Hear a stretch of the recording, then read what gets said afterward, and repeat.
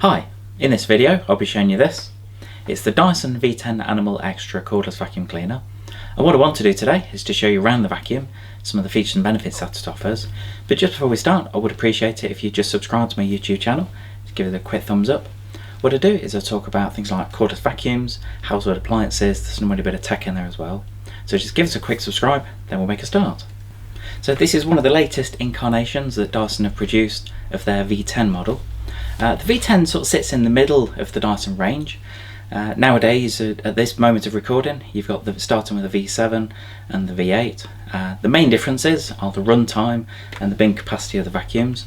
So on the V7, you've got up to 30-minute runtime, and then the V8, you've got 40 minutes. And as you come up to this model, the V10, you've got up to 60-minute runtime. It is something I try and point out when people are buying a cordless vacuum, to talk about the runtime, because clearly, even though you're talking about up to an hour runtime, not many people really want to vacuum for an hour. Don't assume that you will always get that long runtime, and the reason for that is on the vacuum itself. Just take that off. I'll show you on the top here. You've got the different power selection. Just give you a demonstration of this.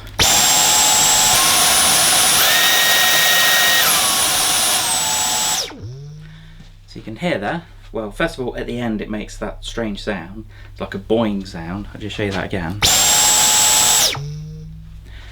We've had quite a few customers where they've asked us, is that normal? And yes, it is normal. I'm not really sure what it does or why it does it, but it does it, and apparently that's normal, so that's okay. But as you hopefully heard, you could hear the difference between the suction levels. And what I was on about the runtime, that on the minimum suction you should get 60-minute runtime, but as you go up to maximum suction, especially if you're going to be using things like the floor head, then you won't get anywhere near the 60 minutes. I briefly mentioned about where this sits in the range compared to the V7 and the V8. As far as models above this, you've got models like the V11 and the V15. As far as the runtime, it's actually the same as those. So you've got 60 minutes on this one, the V10, the V11 and the V15. So if you're after a good runtime on a Dyson cordless, then this is certainly one to look at. There is a model above that. You have got the outsize-absolute. That's really a different animal. That's a complete beast on its own. Overall, because I don't know if you've seen them in the flesh, the bin capacity is a lot bigger. It is a lot heavier, so if you do struggle with weight on a vacuum, then it's probably not the one for you, but it has got 2-hour runtime. When it comes to using the vacuum, it's nice and easy. You've got the trigger-based system that Dyson have always kept.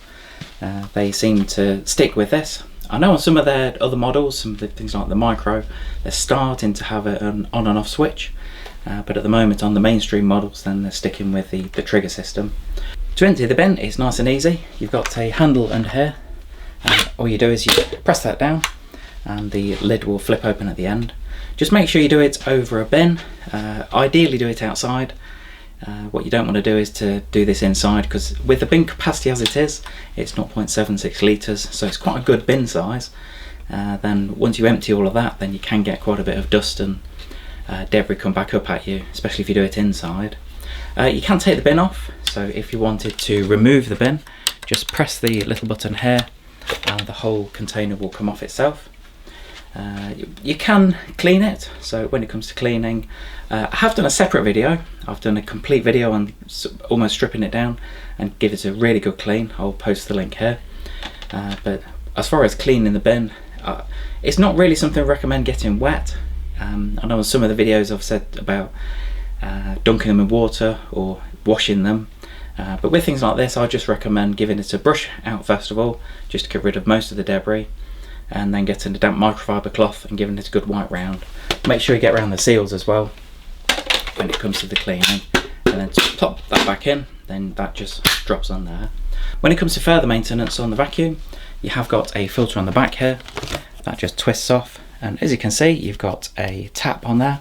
That means that you can wash it. It is recommended to do it that way round. You don't want to do it that way round when you wash it, because what you'll find is any debris that you wash out of the filter, you're washing into the paper filter at the bottom. So whenever you do it, try and make sure you're doing it at an angle like that, and then let it dry at that angle so you don't get any of the debris at the top here. If you've followed me on YouTube for a while, and if you've watched several of my vacuum videos, then when it comes to cleaning the filter, you will notice that I'm pretty consistent when it comes to cleaning it and letting it dry.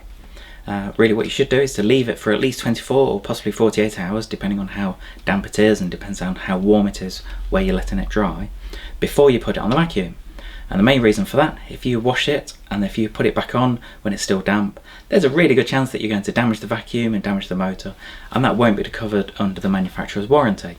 So what I normally recommend is, as well as washing that and leaving it to dry, is to buy a spare filter. And fortunately, within this model, what Dyson have done is they've actually given us a spare filter. These kind of things I think are actually absolutely brilliant. I suppose I'm surprised other manufacturers haven't followed suit on this by giving an extra filter, but that's included with the vacuum anyway. As far as the other tools and accessories that it comes with, I'll cover some of those now. First of all, you've got this. This is the mini turbo brush, or mini turbine head, as some people call it.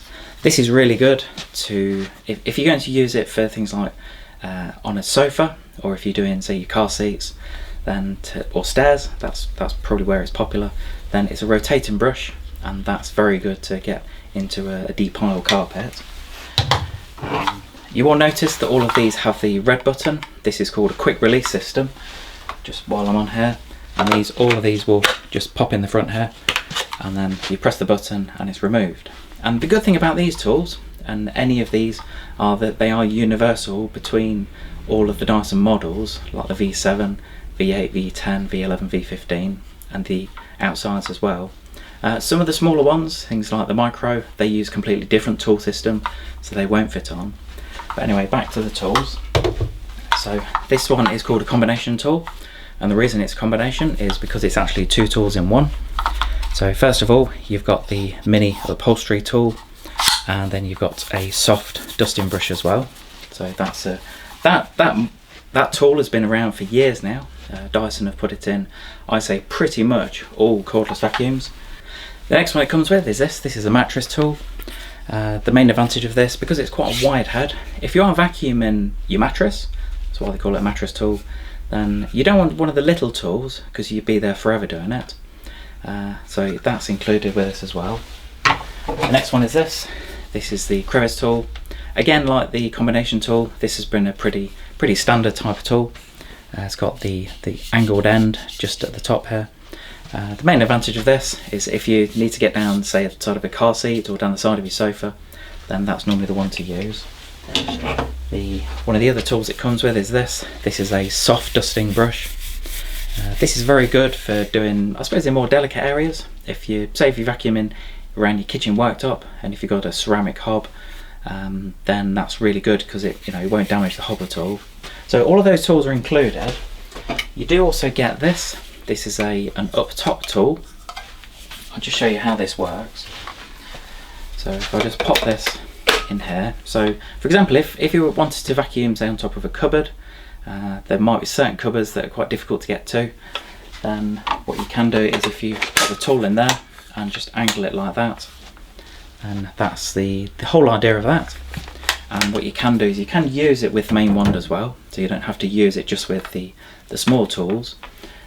If you needed to use it with the wand, then you've got the ability to do that. So again, this adapter is available. Something else to look for, it's not included with it, but there's something called a low reach adapter, or a reach under tool, and it does the opposite of this. What it does is if you imagine it's that way around, then it will actually help you to go under things like sofas or beds. So as I say, it's not actually included, but just have a look out for that, because that's another tool that's quite good. This is the main floor head it comes with. It's called the direct drive head. With this, it's a pretty standard tool that Dyson use for a lot of their cordless vacuums. And as you can see here, you've got two types of bristles. You've got the short red ones, which are a little bit stiff, and then you've got the black bristles, which are a bit softer. And really the combination of those two are really good, whether it's either on carpeted surface or on a hard surface, things like laminate or any ceramic type of floors. When it comes to getting access to it, then all you need to do is just pop a coin in the side here. You can use a screwdriver. It's not something I'd normally recommend, because it's quite a wide head, unless it's a very wide flat bladed screwdriver. I'd normally just recommend getting a coin, popping it in there. All you do is you just twist it, that pulls out, and then it gives you access to, just makes it a lot easier to get the brush out if you need to clean it. When it comes to storing the vacuum, then you do get this with it. This is the wall bracket, and what it will do is when it's mounted on the wall, and it just drops in there like that. The other advantage of this kind of system is that when it's sat on the wall, you do have the ability to put the charger within it. Now the charger just plugs in, so what you do, when it's first wall mounted, then you just feed the cable through. So whenever you're wall mounting it, just make sure wherever you put it, it's near to a main socket. And then what happens is that if you feed it through here, just to the bottom of the wall bracket, then when the vacuum is sat in place, then that just means that it will charge when it's stored, which to be fair is a brilliant idea. And it's something that Dyson have done for a long time, and a lot of other manufacturers do the same different option. As a spare accessory, Dyson do offer something called a dock. What that will do is that will just sit in it, so if you didn't want to wall mount it, then you can just sit the vacuum within the dock. And that could be good if you don't want to put it on the wall, or if you've not got spare space near to a main socket, then that could be a good alternative. But as I was saying about this, you have got space for a couple of tools underneath as well. So although you've got a lot more tools and accessories than you can store, at least you can get a couple out of the way.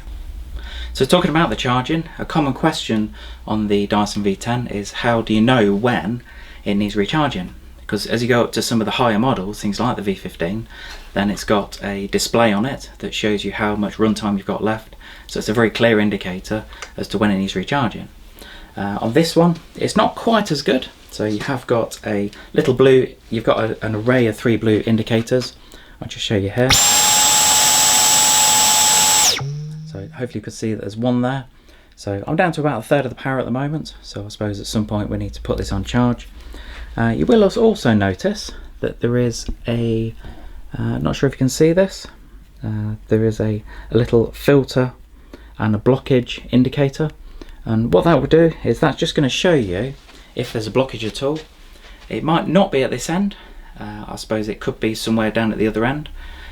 When you're using the main floor head, sometimes the angle at which it's at, you might get a blockage, especially if you've got, say, pets or hairy members of your family that get lots of hair around the vacuum, then that could be a common thing. Let me just give you a demonstration of what the blockage can sound like.